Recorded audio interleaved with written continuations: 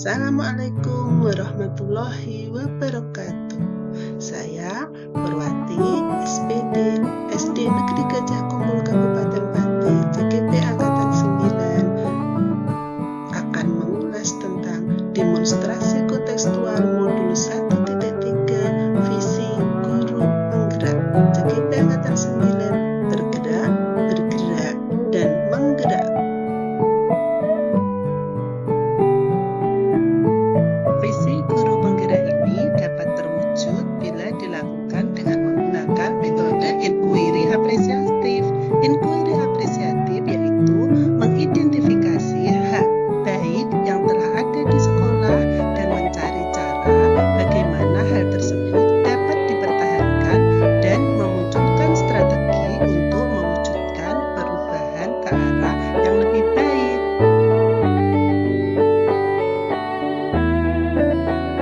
Agar dapat menerapkan inquiry apresiatif ini, maka langkah yang dapat dilaksanakan adalah dengan metode BAGJA.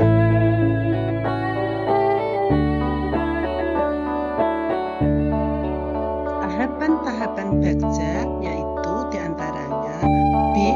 Buat pertanyaan utama, A. Ambil pelajaran, G. Gali mimpi, C. Jabarkan rencana, dan A. Atur eksekusi. Buat pertanyaan utama berisi pertanyaan-pertanyaan untuk menentukan arah penelusuran. Ambil pelajaran dimaksudkan memandu bagaimana pengalaman positif dari individu, kelompok, atau komunitas lain yang akan dijadikan pembelajaran. Gali mimpi berupa narasi keadaan ideal jika prakarsa perubahan telah terwujud. Jabarkan rencana bisa dilaksanakan dengan mengidentifikasi rencana-rencana yang akan dilakukan.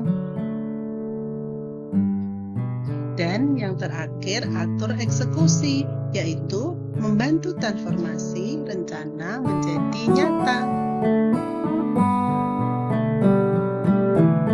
Berikut ini visi guru penggerak yang saya buat adalah mewujudkan pribadi murid yang asik, yaitu murid yang aktif, semangat, inovatif, dan kreatif, berlandaskan profil pelajar Pancasila. Agar visi guru penggerak yang saya buat tadi terwujud, maka saya melaksanakan prakarsa perubahan, yaitu meningkatkan pembelajaran yang asik untuk mewujudkan kemandirian murid.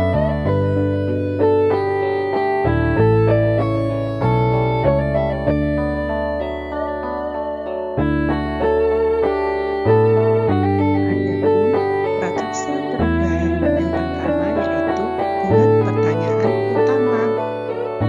Bagaimana cara meningkatkan kemandirian belajar siswa dalam proses pembelajaran yang asik? Sedangkan tindakan dan pendidikan yang perlu dilakukan diantaranya: 1. Mengidentifikasi tipe belajar siswa, 2. Menerapkan model pembelajaran yang asik, aktif, semangat, inovatif, kreatif, dan yang ketiga, berkolaborasi dengan rekan sejawat, kepala sekolah, dan orang tua murid dalam merencanakan kegiatan yang asik.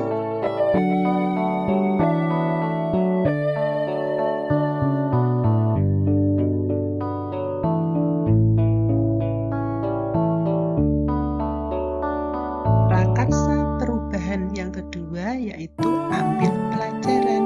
Pertanyaan yang timbul yaitu, siapakah di sekolah yang telah berhasil mewujudkan kemandirian belajar siswa dalam proses pembelajaran yang asik, yaitu dengan melakukan tindakan atau pendidikan, mencari referensi contoh nyata di media sosial yang bisa kita tiru dan disesuaikan dengan kondisi sekolah. Dan pertanyaan yang kedua adalah bagaimana strategi membangun kepribadian murid yang asik. Tindakan atau pendidikan yang perlu dilakukan yaitu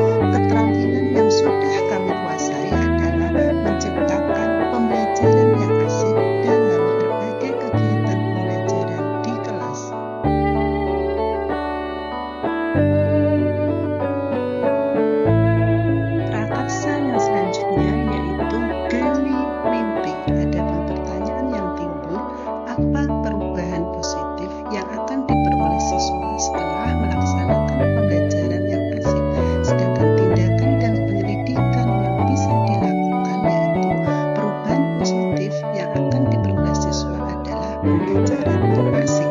Pertanyaan yang kedua, apakah kebiasaan-kebiasaan baru yang kami bayangkan terjadi ketika siswa mandiri dalam proses pembelajaran yang aktif, sedangkan tindakan atau penyelidikan yang bisa dilakukan yaitu memberikan apresiasi sebagai motivasi pada siswa yang telah melakukan pembelajaran yang asik. Dan pertanyaan yang ketiga, bagaimana perasaan kami dengan memiliki siswa yang mandiri dalam proses pembelajaran yang asik, sedangkan tindakan yang bisa dilakukan yaitu kami merasa asik, antusias, senang, yakin, imajinatif, kolaboratif.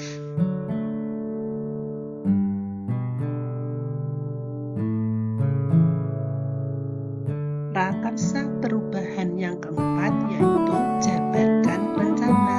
Adapun pertanyaan yang ada yaitu apa langkah paling sederhana atau langkah pertama yang bisa dilakukan untuk melaksanakan pembelajaran yang asik, sedangkan tindakan atau pendidikan yang bisa dilakukan yaitu 1.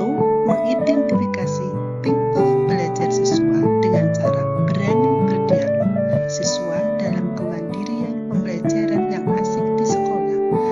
Pertanyaan yang kedua yaitu apa tindakan-tindakan yang bisa mendukung usaha mewujudkan kemandirian belajar siswa yang asik. Adapun tindakan pendidikan yang bisa dilakukan yaitu mensosialisasikan nilai-nilai yang seharusnya dimiliki oleh siswa yang mandiri.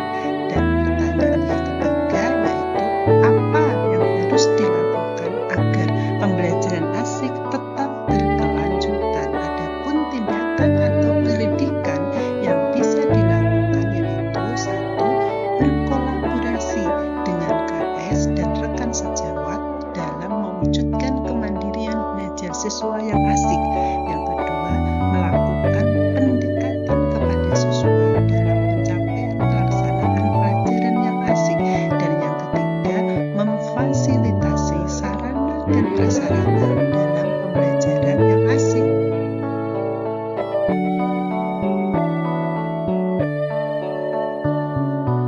Prakarsa perubahan yang terakhir adalah atur eksekusi.